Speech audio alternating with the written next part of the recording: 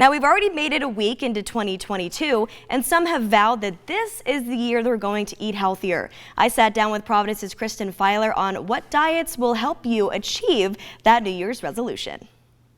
Everyone going into the new year, they're focusing on healthy nutrition, or they're focusing on a new fad diet. There are a lot of good fad diets. There's a lot of good diets out there. The paleo, the keto, the Atkins, the interval, the zone, the Whole30. They're all really good diets. But the most tried and true diets, or the key to a really good diet, if you're going to try a new one, fine. If that works for you, that works for you. But really look at the diet and make sure that there's an emphasis on certain things, because the key to a really good diet are having an emphasis on veggies, fruits, whole grains, lean protein, and fiber. And then making sure that it limits sugar, sugary beverages, highly processed foods, refined carbs, saturated fats, or fatty or processed meats. So one of the best ones that always ranks top in the United States, it's recommended by the Dietary Guidelines for Americans, it's recommended by the WHO, is the Mediterranean diet. In the 1960s, they found that there were fewer deaths from heart disease in the Mediterranean countries than there were in the United States and Northern Europe. And they thought, well, what are these people doing that we're not doing? And it's what they're taking in their diet.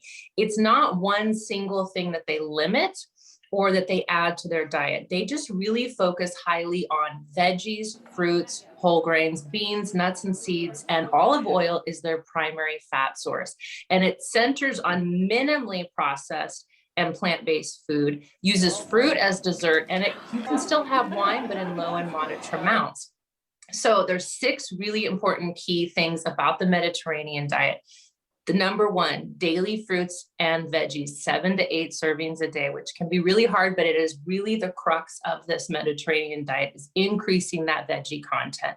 Whole grains, still taking in your breads, but switch your cereal, your pasta, your breads to whole grain. And then healthy fats. So looking at the fats that you're taking in and switching things like maybe your butter and your margarine, switching it in for olive oil. Seafood is a really good component of it. Twice a week seafood, like even fresh or water packed tuna in the cans, good. Salmon, trout, mackerel, herring, all really good sources of your seafood. And then reducing your red meat. You can still take in red meat, but reduce how much you take it, or substitute it for beans or poultry, chicken, things like that. And make sure when you do your red meat, it's very lean and in really small portions. And then when you take in your dairy, which you can still take in dairy, but do low-fat Greek, do plain yogurt, and then you can still take in your cheeses, but do a just smaller amount of it. So really good diet to maybe try going into the new year. It's always been tried and true and it always has the most research that's always been really supportive of it.